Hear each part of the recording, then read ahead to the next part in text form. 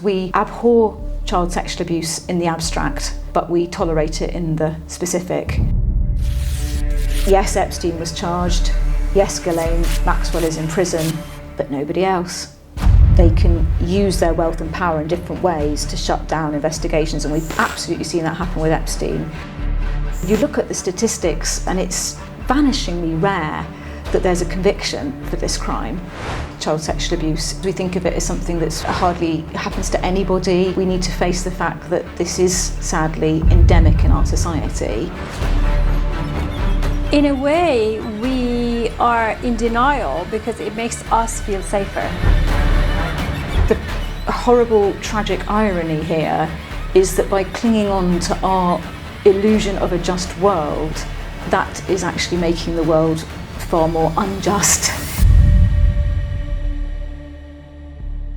Welcome to Share, Dr. Elly Hanson. It's a real privilege to be here. Thank you for having me. It's our pleasure. The Epstein files have been released and it's obviously shocking to a lot of people. Have the revelations of Epstein files shocked you as someone who's seen it all, I assume? Yeah, in many respects, not really. I see in the Epstein files evidence of things that we see more widely in sexual abuse time and time again. I noticed recently, in response to some of the delays in the release of the Epstein files, that some of the victims released a statement in which they said that they in some ways felt a sense of relief that the world was experiencing what they regularly experience. So this kind of gaslighting and obfuscation and dismissal and denial, we're all on the receiving end of that in trying to get hold of the Epstein files. But actually that's what victims and survivors of abuse face routinely. You said that you were not shocked because this is a pattern that you see a lot in, sexual abuse. So like for us who are not experts and we haven't encountered sexual abuse before, can you give me maybe a breakdown of some of these patterns? Sexual abuse can take many shapes and forms, but this particular form that we're seeing with Epstein and his associates is something that we don't often talk about.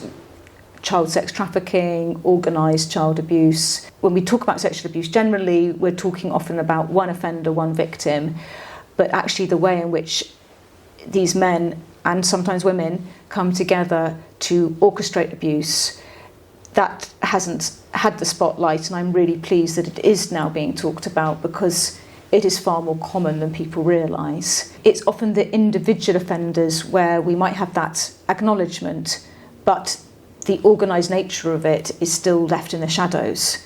Whereas with the Epstein files, we are starting to talk about the ring, the people that work together. Having said that, we're still not there, are we?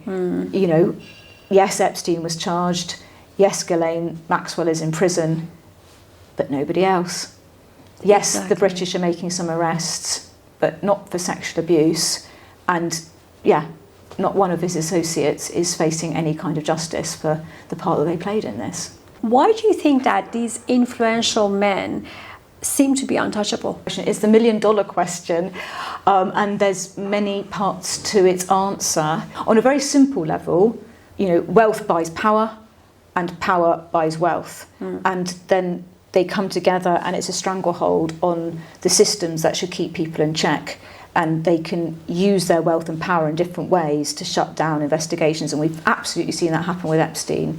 But even if we take a step back from their individual power and wealth, and you look at how the system is designed, it's really not designed to deliver justice regularly. You look at the statistics on sexual abuse, and it's vanishingly rare that there's a conviction for this crime. From experiencing abuse to getting any kind of justice for it, there are barriers at every step of the way, and that's a key reason why these men become untouchable. Our systems are very antiquated. Do you reckon that the system is there to protect men? Well, yes. If you look at the system and all of its different aspects to it, it's very good at protecting people who are accused of sexual abuse and very poor at offering validation, redress, acknowledgement, support to those who have experienced sexual abuse.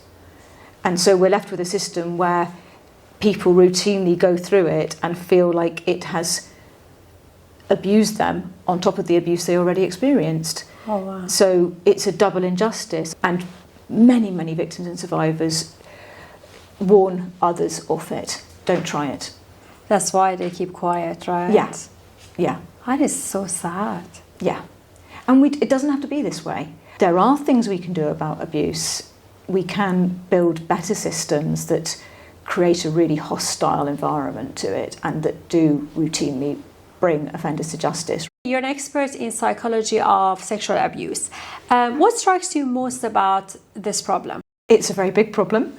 And I think over my years of working with it and grappling with it, I think one of the things that strikes me profoundly is something somebody said years ago in the 70s, that we abhor child sexual abuse in the abstract, but we tolerate it in the specific.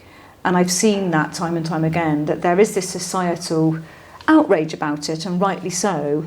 And yet when it comes to particular cases, people find a way of minimising, discounting, disbelieving, etc.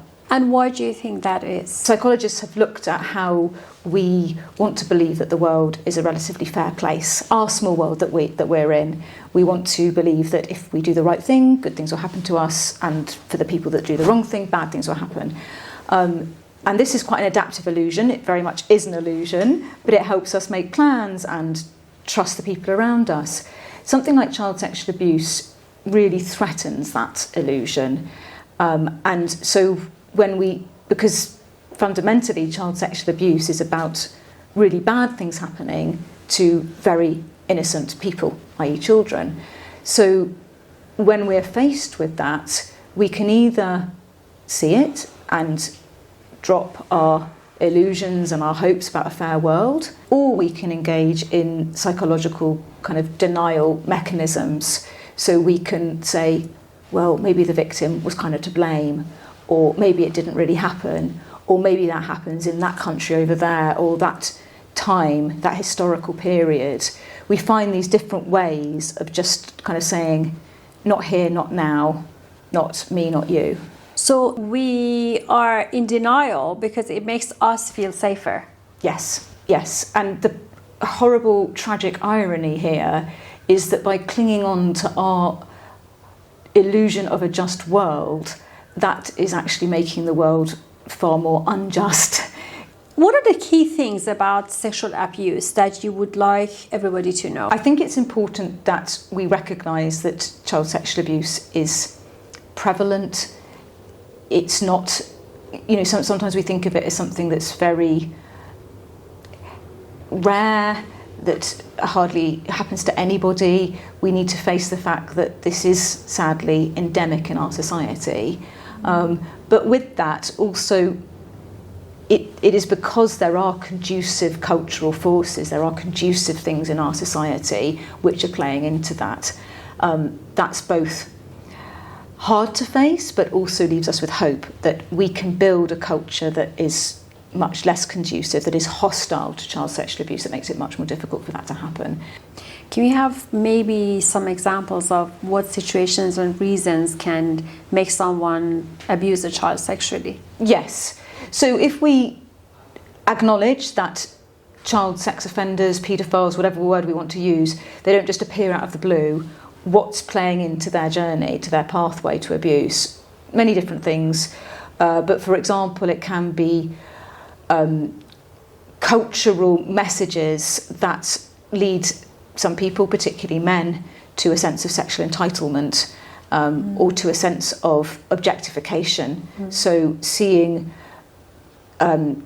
people as sex objects, not actually holding in mind who they are as humans fully. And so, again, although we have society saying child sexual abuse is awful, we also have our society promoting sexual objectification, which then means that people are not seeing others as fully human and treating them with the respect and dignity that they deserve. What is it that you think the society does in order to promote that kind of view of children? Let me take a step back and unpack what I mean by sexual objectification.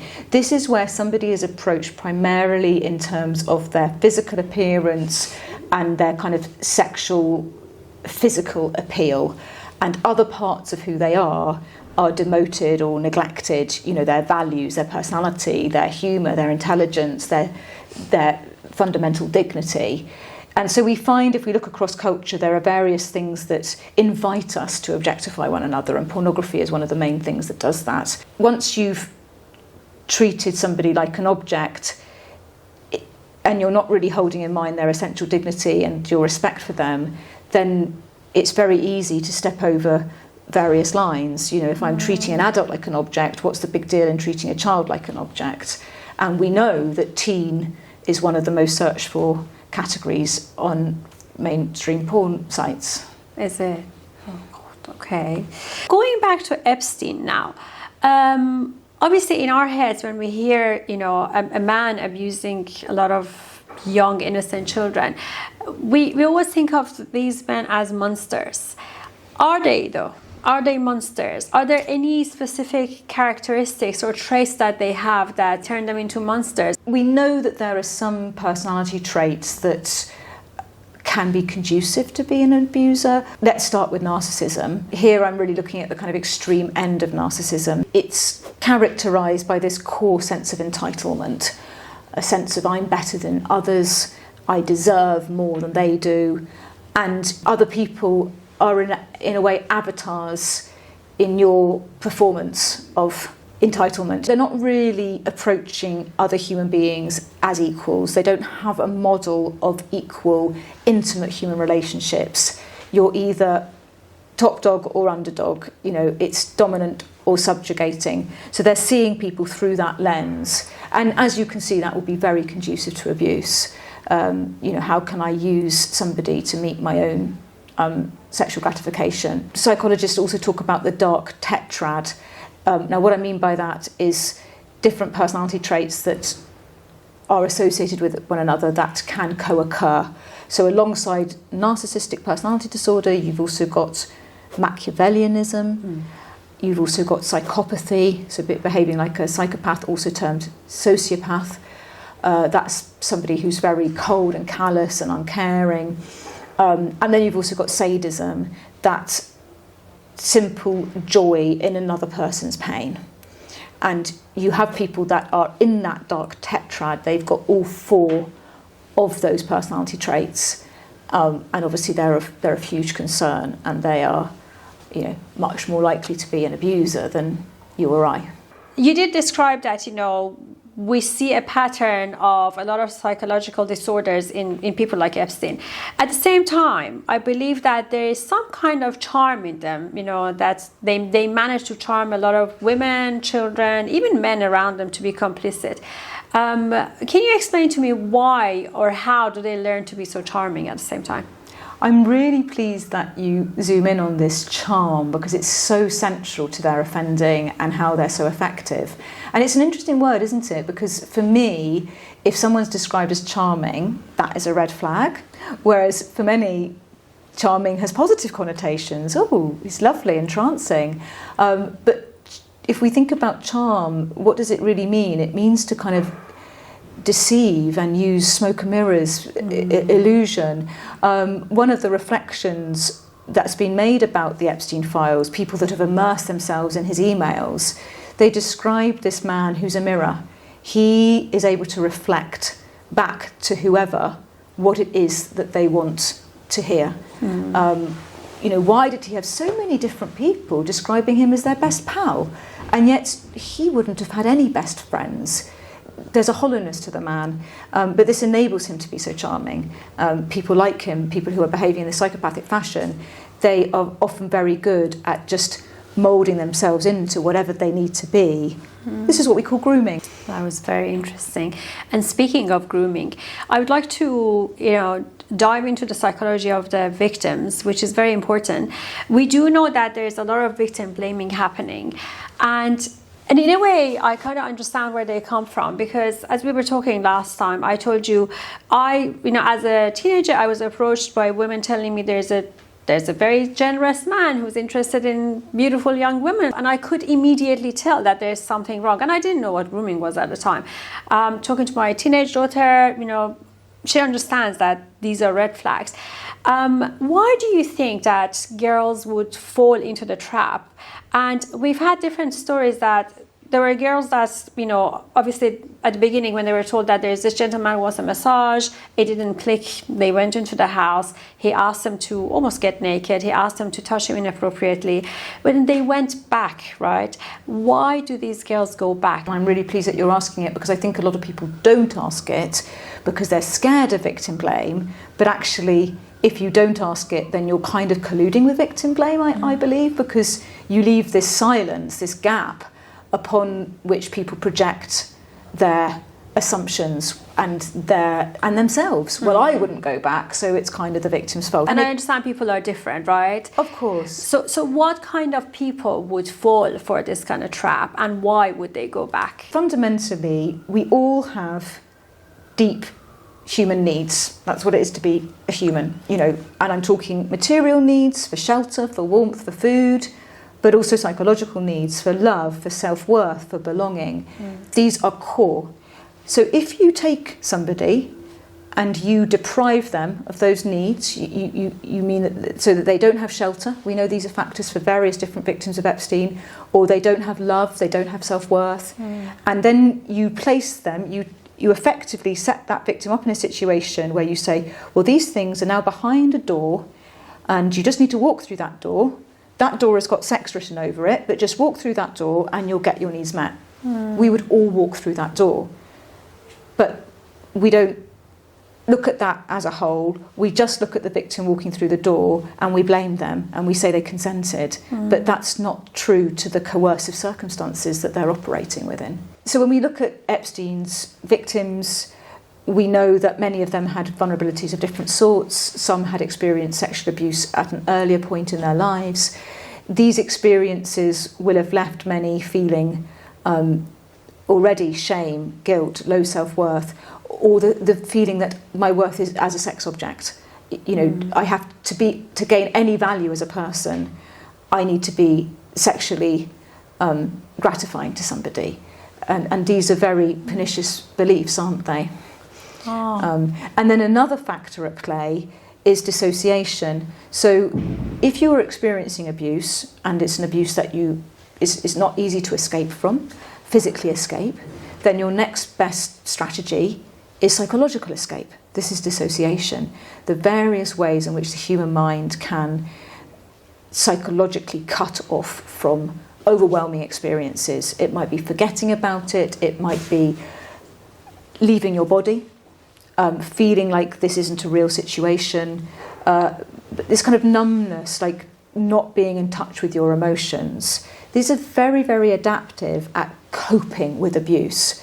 The problem is that sometimes what helps us to survive abuse can also make us more vulnerable to it again. So if I have learnt to dissociate from my pain to survive, I then am less able to access it as a guide to action. Children develop these incredible survival skills, the ability to tolerate the intolerable because they have to. But that can then leave them in future situations able to tolerate something that they could actually potentially escape from. So to give an example, one research study gave women these little case studies of a woman in a bar being approached by a man. The man becomes progressively more inappropriate, and the participants are asked, if you were in this situation, at what point would you leave it? Some of those women who had experienced previous abuse were choosing a later point in that case study to leave than those women who hadn't experienced abuse. And that can be interpreted through this lens of dissociation, that you've learnt to numb, to dull down your experience of, in a way to kind of tune down your social radar to survive. And grow tolerance for the abuse, probably, yes, right? Yes, yeah. Okay. Because if you can't escape the abuse, you have to develop a tolerance. Yes. But then in future situations where maybe you actually do have some more opportunity to escape, you're less in tune to that. This is all depressing, isn't it? To see that all these psychopathic influential men have so much power over a lot of victims, young victims especially. But there seems to be a shift now with all the Epstein files coming out and Americans, pushing for it. Do you have hope that things can change? I do, yes. And like you, Peter, it's easy to feel downhearted. There are many moments I go through where I feel powerless, and it's hard to kind of keep fighting.